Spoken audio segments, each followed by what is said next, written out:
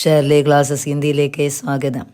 ഇന്ന് +2 ക്ലാസ്സിലെ ഓണ എക്സാമിൻ്റെ മോഡൽ ക്വസ്റ്റ്യൻസും ആൻസേഴ്സും നമുക്കൊന്ന് നോക്കാം. വായിക്കാം. നോക്കിയിരിക്കുക. സൂചന. ആദ്യം സൂചന എന്ന് കാണാം. 1 से 5 तक പ്രശ്നോं का उत्तर കോഷ്ടക से चुनकर लिखे. 1 മുതൽ 5 വരെയുള്ള ചോദ്യങ്ങൾക്ക് ഉത്തരം ബ്രാക്കറ്റിൽ നിന്ന് തിരഞ്ഞെടുത്ത് എഴുതുക എന്നാണ്. 1 മുതൽ 5 വരെയുള്ള എല്ലാ ക്വസ്റ്റ്യൻസും എഴുതണം. ബ്രാക്കറ്റിൽ ഓപ്ഷൻ ഉണ്ട്, ശരിയായിട്ടുള്ളത് മാത്രം തിരഞ്ഞെടുത്ത് എഴുതുക. ഒന്നാമത്തെ ക്വസ്റ്റ്യൻ വായിക്കാം. സുറിനാം മേം പഹ്ലാ ദിൻ കിസ് വിധ കി രചന ഹേ. സുറിനാം മേം പഹ്ലാ ദിൻ എന്നുള്ളത് ഏത് വിഭാഗത്തിൽപ്പെട്ട രചനയാണ്? കൊടുത്തേക്കുന്ന നാടക സഫർനാമ കഹാനി. സഫർനാമയാണ് ശരി, അതാണ് നിങ്ങൾ ടിക്ക് ചെയ്തിരിക്കുന്നത്, അത് എഴുതി കൊടുക്കുക. അടുത്ത നോക്കിയേ.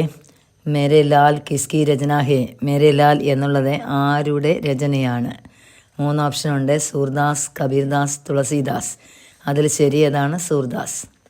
അടുത്ത നോക്കിയേ. മാതൃഭൂമിക്ക് മേഖല ക്യാ ഹേ. മാതൃഭൂമിയുടെ മേഖല എന്താണ്? അരഞ്ഞാണം എന്താണ്? നോക്കി തന്നിക്കുന്ന നദി, താലാബ്, രത്നാഗർ.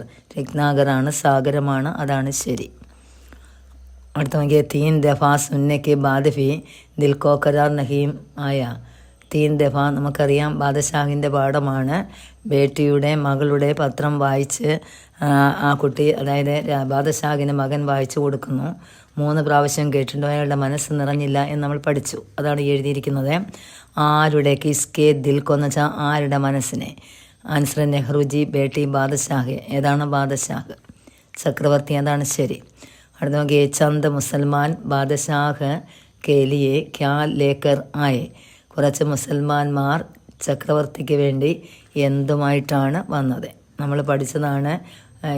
ഈദിൻ്റെ അവസരത്തിൽ കുറച്ച് മുസൽമാന്മാർ ആരെ കാണാൻ? ബാദഷാഹിനെ കാണാൻ വേണ്ടി വന്നു. അവരെന്തുമായിട്ടാണ് വന്നതെന്ന് ആൻസർ നോക്കി. ഹാറെ തോഹഫെ സോന. അതിനകത്ത് ശരി തോഹഫെ സമ്മാനവുമായിട്ട്. അതാണ് എഴുതി കൊടുക്കേണ്ടത്. അങ്ങനെ 5 ചോദ്യങ്ങൾക്കും ശരിയായിട്ടുള്ള ഉത്തരം മാത്രം എഴുതുക. അടുത്ത ക്വസ്റ്റ്യൻ നോക്കിയേ. സൂചന.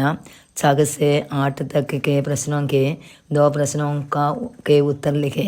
6 മുതൽ 8 വരെയുള്ള ചോദ്യങ്ങൾക്ക് 2 പ്രശ്നോക്കെ 2 ചോദ്യങ്ങൾക്ക് ഉത്തരം എഴുതുക. 6 മുതൽ 8 വരെ 3 എണ്ണം ഉണ്ടാകും. അതിലെ ഏതെങ്കിലും 2 എണ്ണത്തിൻ്റെ ആൻസർ എഴുതി കൊടുക്കുക. ഓക്കെ, ക്വസ്റ്റ്യൻ വായിക്കാം. പ്രശ്ന വാചക ശബ്ദോं की सहायता से 2 प्रश्न बनाए. പ്രശ്നവാചക ചോദ്യങ്ങൾ ചോദിക്കുന്ന ശബ്ദങ്ങളുടെ സഹായത്താൽ 2 ചോദ്യങ്ങൾ നിർമ്മിക്കുക എന്നാണ് ചോദ്യം. അങ്ങനെ തന്നിരിക്കുന്നത്. നമുക്കതിൻ്റെ താഴേക്ക് ഒരു പോയിന്റ് കൊടുത്തിട്ടുണ്ട്. ആ പോയിന്റിൻ്റെ അടിയിൽ നമുക്ക് ക്വസ്റ്റ്യൻസ് വരുന്ന ചോദിക്കുന്ന 2 വേർഡ്സുകൾ ഏതൊക്കെയാണ്? കോനെ ക്യാ. കോൻ എന്ന് വെച്ചാൽ ആര്, ക്യാ എന്ന് വെച്ചാൽ എന്ത്.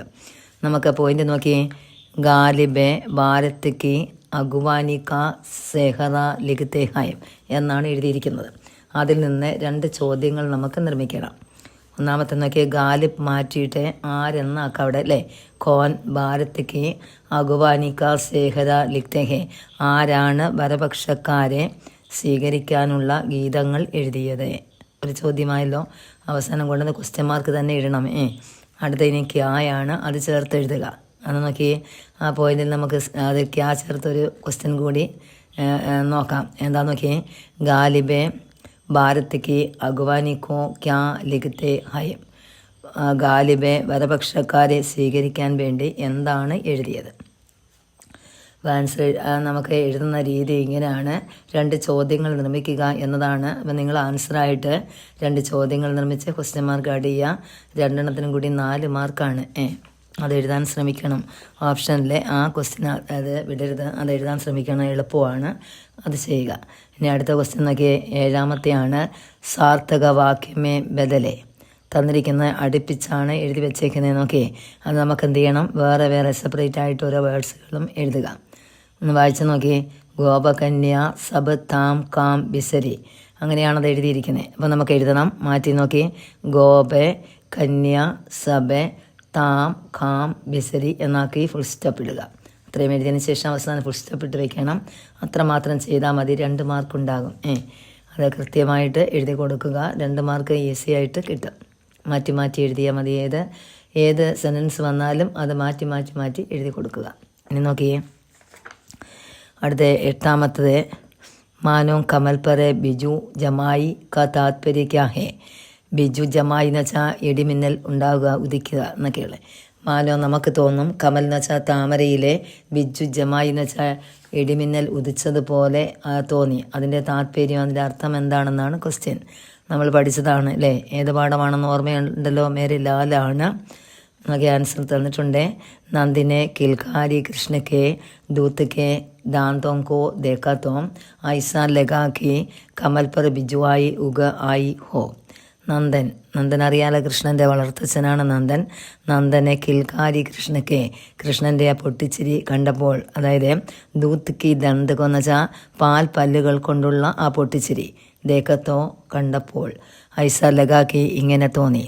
കമൽ എന്ന് വെച്ചാൽ താമര, അതിലെ ബിജുവ എന്ന് വെച്ചാൽ ബിജലിയാണ് മിന്നൽ, ഉഗായി ഹേ ഉദിച്ചതുപോലെ തോന്നി എന്നെഴുതി കൊടുക്കുക കേട്ടോ.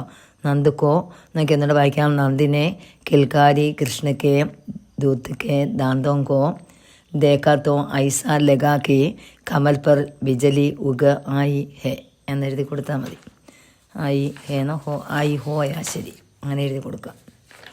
അടുത്ത് നോക്കിയാൽ അടുത്ത സൂചന. അതിലെ 3 എണ്ണം ആ തന്നതിലെ ഏതെങ്കിലും 2 എണ്ണം എഴുതുക.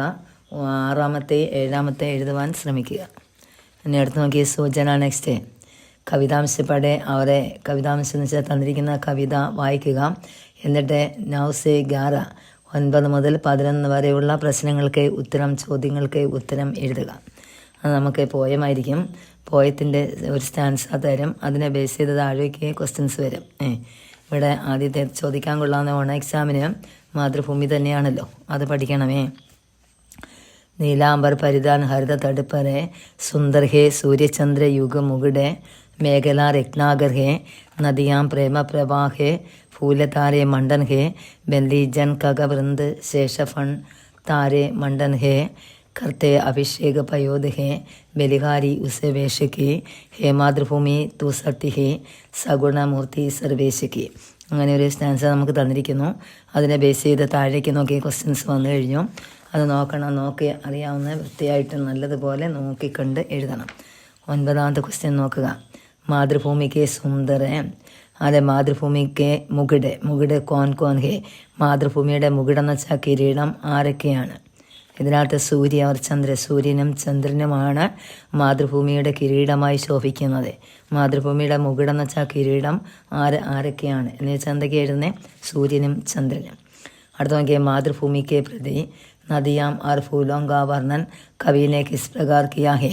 മാതൃഭൂമിയുടെ നേർക്ക് നദികളെയും നദിയാം ആർ ഫൂലോं കണ്ട നദികളും പൂക്കളും എന്ത് രീതി, അതിനെക്കുറിച്ചുള്ള വർണ്ണന കവി എങ്ങനെയാണ് നടത്തിയതല്ല ചെയ്തത്. ആരെക്കുറിച്ചൊക്കെ? നദികളെക്കുറിച്ചും പൂക്കളെക്കുറിച്ചുമുള്ള വർണ്ണന കവി എങ്ങനെയാണ് ചെയ്തത്? ആൻസർ നോക്കിയേ. നദിയാം മാതൃഭൂമിക്ക് പ്രതി പ്രേം കി ധാരായ ഹേ. നദികളെ മാതൃഭൂമിക്ക് എന്ന് വെച്ചാൽ നേർക്ക്, കെ പ്രതി എന്ന് വെച്ചാൽ നേർക്ക്, പ്രേം കി ധാരായ ഹേ സ്നേഹത്തോടെയാണ്, ധാര എന്ന് വെച്ചാൽ ഒഴുകുക, പ്രവഹിക്കുക.